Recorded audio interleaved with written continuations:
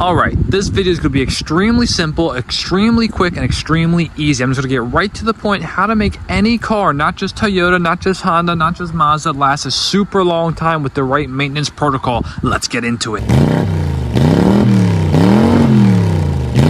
Before we get into the nitty gritty of what I would do to make a car last a super long time, 300,000, 400,000 miles, just keep in mind this isn't 100% guaranteed. There's obviously exceptions to the rule, but the information I'm going to give you is going to give you the best chance possible to make any car last as long as possible. So let me get this really easy step out of the way that anybody and everybody can do with their cars. Change your oil early.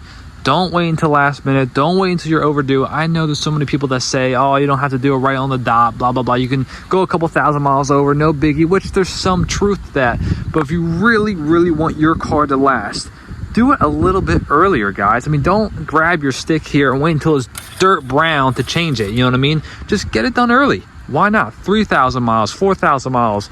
Get it done, change that oil. And really, if you just do something as simple as that, you're gonna thank yourself in the long term. When your car is up there in 200,000 miles and still drives really smooth, you're gonna be like, I'm glad I did stuff a little bit earlier. Now, step number 2 is extremely important. And some people don't really seem to care and or know about this, but your spark plugs, guys, get them changed early. Now, every car is different. Every manufacturer is different as far as when you should change them. Just look in your manual and whatever mileage it says to change it, do it 5,000 earlier. Change the spark plugs. You're going to definitely thank me about that in the long term.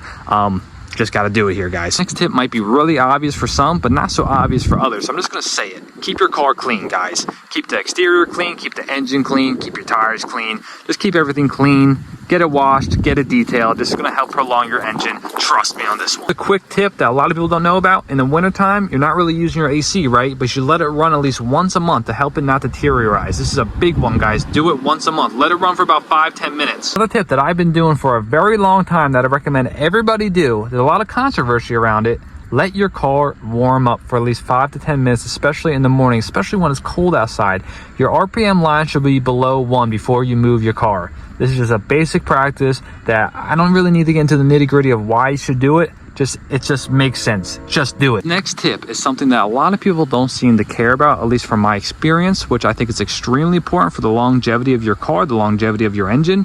We have to be using high quality parts and high quality fluids in your car. It just makes sense, guys.